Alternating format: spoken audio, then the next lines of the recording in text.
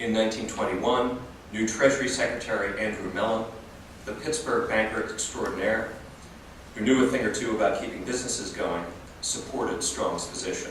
And he had Harding's support. Harding should be considered perhaps a great precedent for appointing Mellon in this context. Both men, Mellon and Strong, implored the money master, the Fed, to stop deflation and inflation. Just keep prices stable at whatever level they happen to be at that point for the future. At the moment, this was where the Consumer Price Index was at 16, or 60% higher than in 1913. Keep it at 16 forever, Strong and Mellon said. The economy works best with permanently stable prices. If the CPI, the inflation rate, goes over 16, tighten money. If below 16, loosen money. Inflation, deflation, target these, you greenhorns, Strong and Mellon told the Fed. The Fed sheepishly took the advice and kept the price level at precisely 60% over the 1913 mark for the next 8 years, until late 1929.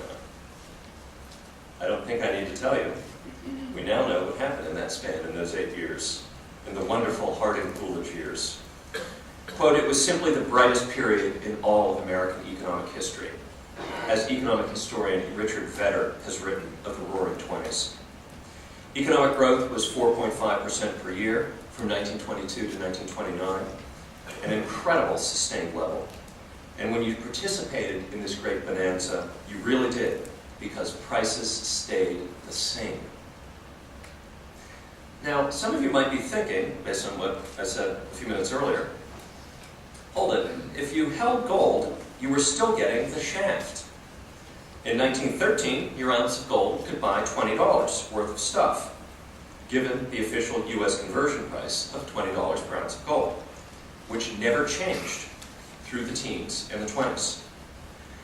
But $20 was worth less in the 1920s compared to 1913 because the price level was up by 60%. $20 in the 1920s could only buy $12.50 worth of stuff on 1913 prices. So if you had been holding gold, you were still losing pretty badly. Well, one further reform should have taken place in 1921, or for that matter, at any point during the Roaring 1920s, but did not. The US should have raised the official conversion price of gold by 60%. During the Roaring Twenties, no one much cared about this oversight because you wanted to get out of gold and into the dollar. The dollar could be used to buy investments on the marketplace, but gold cannot be so used. And with the stock market going up 400%, you wanted to be in the means of exchange, the currency, which you could use to buy stocks, as opposed to gold, which cannot regularly be used to buy securities unless converted into currency. However, once a little pause in the market might occur, you might think about quickly exchanging currencies for gold, because the US still had to get around to correcting the old mistake and raising the official price of gold by 60%. You could ride the market till it paused, quickly cash out, buy gold, and wait for a nice 60% appreciation on that investment in gold. Without a pause in the market, however, there would be too many stock gains still on the table for people to get out and cash in dollars for gold. For, I think it's time we admit it, and there were clear suggestions of this last night, the 1929 stock market event was merely a pause, not a crash. For the calendar year of 1929, the Dow was flat. And from January 1, 1929 to April 1930, it was positive. That's no crash. It was a pause. The crash was from April 1930 to June 1932, when the market went to nil, from 250 to 15. But not by April 1930. And remember, the stock volume in the summer 1929 peak was small. All the brokers were on vacation. Well, with a pause, in 1929, which should have happened, did happen. People started cashing out dollars for gold, expecting a price spike in that medium. And then, oddly, there was a repeat of 1919 to 1921. The Fed suddenly switched its price stability policy of 1922 to 1929 and went back to what had failed a decade earlier. The Fed tried, heroically, stupidly, to reclaim the 1913 price level. This obscure mistake is the single most catastrophic decision the federal government in all its branches has ever made. The Fed's defense of 1913 prices in the wake of the 1929 stock market event guaranteed not only a major deflation again, but a mass evacuation out of the means of exchange.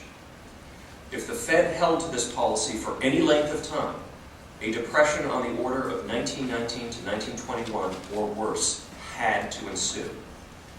That the Fed did adhere to this policy from 1929 to 1933 is a prime reason that the House History of the Federal Reserve, the House History, commissioned by economist Alan H. Meltzer of 2004, begins with these words, quote, "The founders of the Federal Reserve did not intend to create a powerful institution.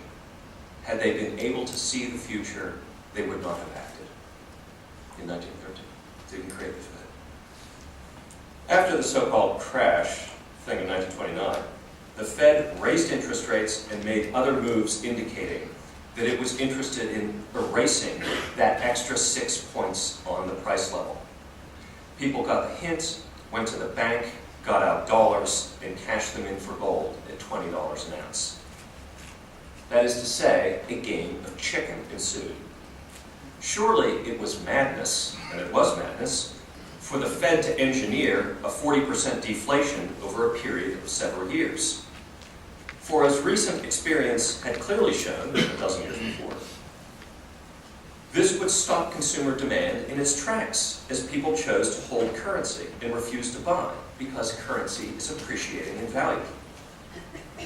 Because it was abundantly clear after 1929 that all sense indicated that the Fed should once again, as in 1921, drop its fool deflationary policy and keep the price level where it happened to be for the future, this left the government with only one realistic thing to do: raise the price of gold, for the love of God. The Fed refused to do so. It said, darn it, we're not going to prove all of you right. And we're going to get the price level down to the 1913 mark so that gold will be correctly valued once again at $20 per ounce. There you had your Great Depression. Sure enough, 1919 to 1933, prices declined by a third, and consumer demand, as could only be natural, completely dried up.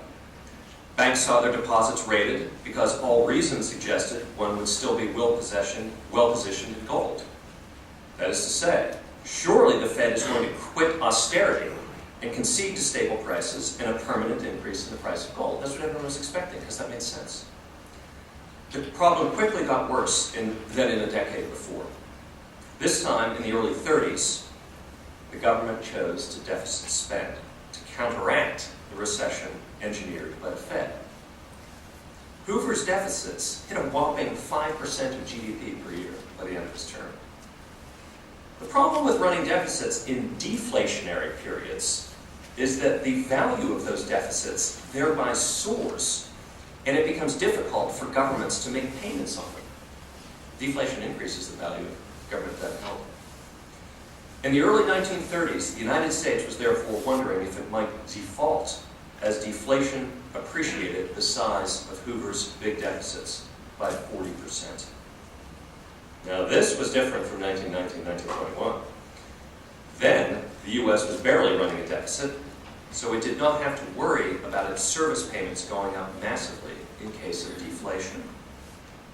Under Hoover, however, the deficits were large, and service on them stood to be paid in future years in currency worth 40% more than in 1929.